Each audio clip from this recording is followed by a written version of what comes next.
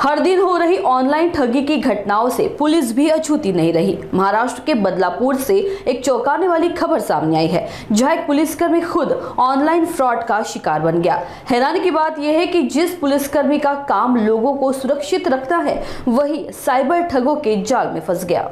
बदलापुर में कार्यरत प्रमोद कोड़ी नाम के पुलिसकर्मी को एक अज्ञात कॉल आया। कॉल करने वाले ने खुद को बैंक अधिकारी बताया और बैंक खाते से संबंधित कुछ जरूरी अपडेट का बहाना बनाकर ओटीपी मांगा। प्रमोद कोड़ी ने जैसे ही ओटीपी साझा किया, उनके खाते से धीरे धीरे करके करीब 13 लाख रुपए गायब हो गए। जैसे ही उन्हें धोखाधड़ी का एहसास हुआ, उन्होंने तुरंत अपने ही पुलिस स्टेशन में शिकायत दर्ज कराई।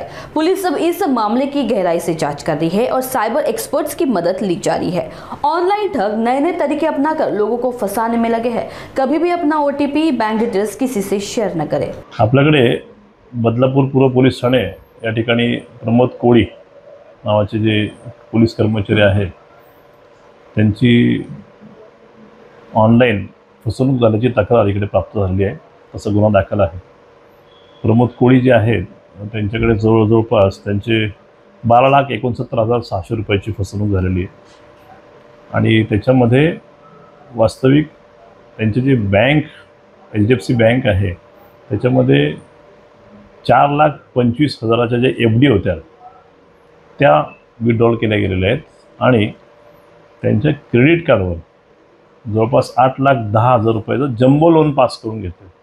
अशी टोटल 12,69,600 रुपयाची फसवणूक झाली आहे। त्याबद्दल तपास चालू आहे आणि ह्याच्यामध्ये मेल ID जो आहे तो यांचा काढून दुसरा मेल ID जो आहे तो लिंक करण्यात आला होता बँकेच्या खात्याला।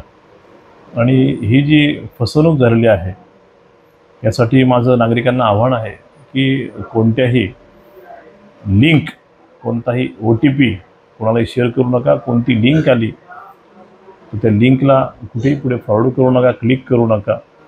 हे बऱ्याच मोठ्या प्रमाणात अशा प्रकारचे सायबर क्राईम घडत आहेत। लोकांनी सतर्क राहावे आणि असं कोणताही सायबर क्राईम घडल्यास तात्काळ 1930 या ठिकाणी तात्काळ तक्रार दाखल करावी।